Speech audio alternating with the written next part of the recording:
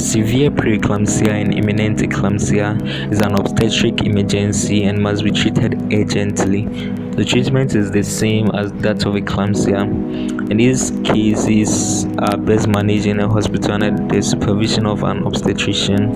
So while blood pressure reduction is essential, lowering the blood pressure below 140/90 mm mercury may cause fetal distress and should be avoided.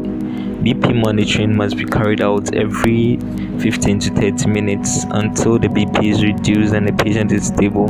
Thereafter, monitoring can be done by 2 to 4 hourly. And daily weighing of the patient is essential.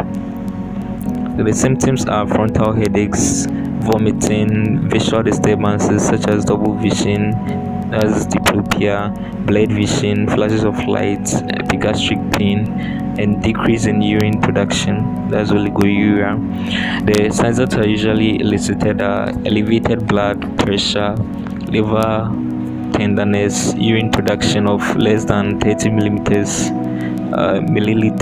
per hour or less than 400 milliliters per 24 hours.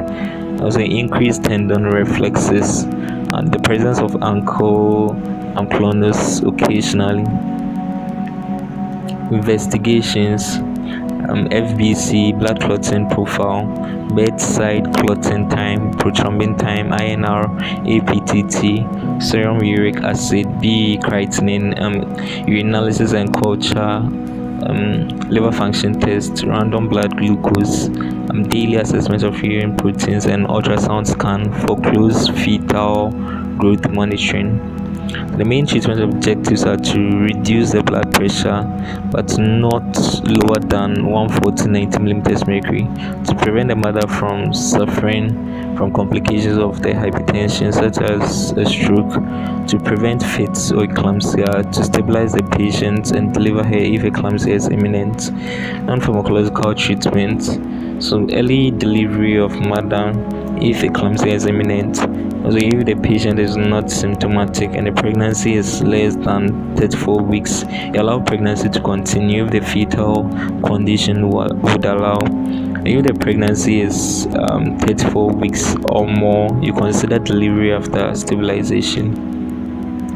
So, pharmacological treatment: BP management in severe preeclampsia and imminent eclampsia.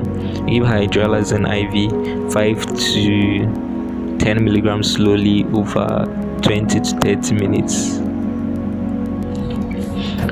Or nifedipine sublingual 10 milligrams that, or labetalol IV 20 milligrams that over at least 1 minute, and repeat at 10 minutes interval if the BP remains more than 160 110 millimeters mercury, as follows: 40 milligrams, 80 milligrams boluses to a cumulative dose of 220 milligrams.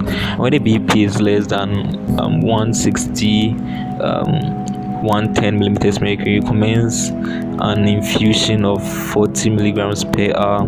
You double the infusion rate to as at 30 minutes intervals until satisfactory response or a dose of 160 milligrams 160 milligrams per hour is attained, and then give nifedipine retard oral 20 to 40 milligrams daily, or metaldopa oral 250 to 500 milligrams 8 to 12 hourly. The management or prevention of seizures in severe preeclampsia and imminent eclampsia: give magnesium sulfate IV 20 milliliters of the 20% solution as 4 grams, and magnesium sulfate IM 10 milliliters of the 50% solution, 5 grams into each buttocks with a total of 10 milligrams. The referral criteria: refer all cases of severe preeclampsia and imminent eclampsia promptly to a hospital or obstetrician after the initiation of treatment.